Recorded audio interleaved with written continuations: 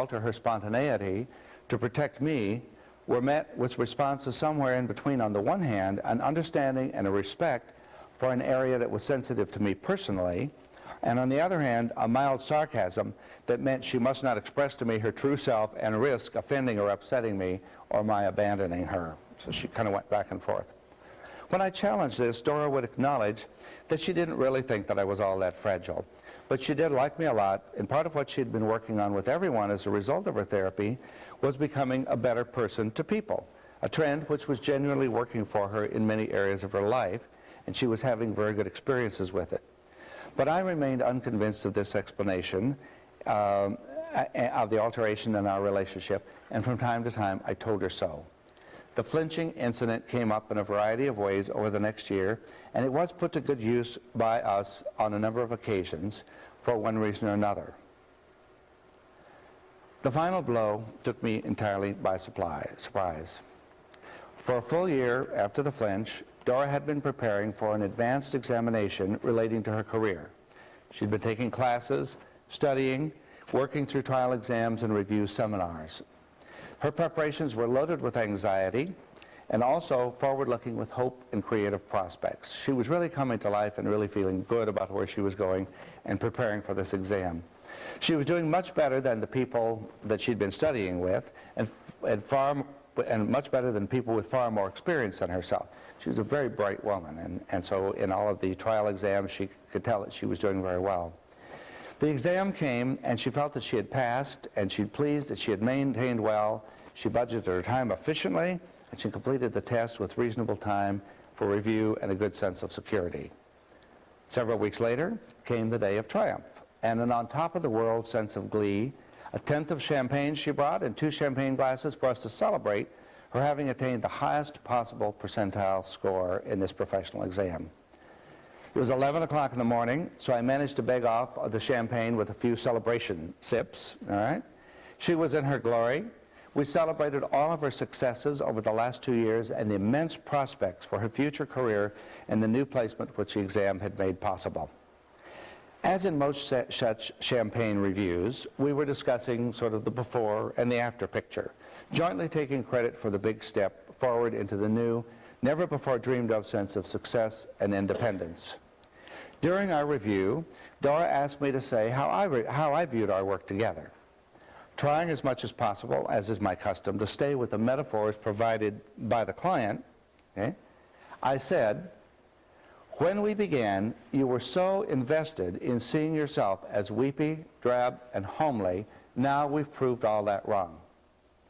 At first, Dora seemed pleased with my assessment, but after a few minutes, her whole affect suddenly changed to enraged grief, and our celebration came to a screeching halt. The truth had finally come out. All along, I'd seen her as weepy, drab, homely person, and now she'd heard it with her own ears. She knew it was true. I'd even tried to lie my way out of it, saying that my flinch was personal and unrelated to my feelings about her. She would never be able to trust me again. She screamed at me with huge tears running down her face, and at last stormed out. To say I was speechless wouldn't quite be correct, but nothing I could say seemed to help. Dora was adamant that she had not misunderstood me, that I simply had finally confirmed what she all along had known. She called and left a message canceling all future appointments. However, she consented after a few weeks to come in and see me several times again. It was very clear to both of us that our therapy was over, and no effort on my part to turn the tide was of any use. She did, at my request, consult with a woman therapist whom I had suggested. And during these sessions with this consultant, the consultant reported back to me there was a constant, desperate plea by Dora to be able to return to me, to see me again, and to restore our relationship, but a firm refusal to do so because her trust had been so entirely shaken. No other possibilities could be entertained. I telephoned her later at several long intervals. Dora always seemed pleased to hear from me, but she saw no point in our continuing together. I was a good person who had helped her greatly, and she very much appreciated that, but there was no way for her to continue. Her new career work was exciting and going extremely well. She felt better than ever about most aspects of her life and relationships, except the loss of her analysis. Her comments at this point seemed free of accusation, manipulation, or guilt induction. By the second call, when I called her, she had read August, and she had started seeing a woman who could relate to her warmly, like she felt the analyst in August had done. I found myself soundly defeated. I'd taken a number of opportunities to consult on my work with colleagues, but was ultimately dismayed, and I must say, mildly disenchanted and disgusted when she told me that she had found the kind of warm, accepting therapist that she was looking for. I was not personally acquainted with her new therapist, but I had given her several names of people that I did know to be good that she did not choose to go to, so somehow I doubted that she would finally get now the help and the therapy that she needed and that she deserved. There are many places at which the discussion of such an unhappy story might begin. Those versed in separation individuation themes in therapy with borderlines will be quick to point out the loss of the symbiotic at oneness which the jubilant ascension into independent selfhood may have precipitated. That is, that there was a certain way of being with me, and once she got to the point of being independent, we were both celebrating it, that the abandonment depression came in. Or the enraged grief might be considered an attempt to restore the stormy symbiotic mode of relatedness that she was losing as a result of her analytic work. That is, when we talked about borderline scenarios, we can say that there's a need for the scenario to keep going, and that there is a loss of the scenario, a loss of the mother bond, when the stormy quality begins to leave. But I can assure people that are going on those lines that these themes had been present all along in the therapy, and I believe for the most part that we did attend to them. All attempts to interpret along lines, those lines were refused at the time, and I might add, refused by a very bright woman who did not want her analysis destroyed. The concept of transference rupture, which we now use with organizing transference, was not a working tool back in those days, so we couldn't have gone that way. The content of the opposition scenarios, which I've mentioned, but I've omitted the discussion of, could also be looked to for explanation. Potentially questionable areas regarding my technique, such as reassurances, gratifications, mutual expressions of interest, breaking the frame by allowing sexual looking and champagne, those might all have a definite, but I believe minor place in any systematic attempt to reconsider the work. As in any piece of depth analysis, there's many places where issues of technique might be fruitfully raised, but what element theme might be in order to help us the most? Let's see.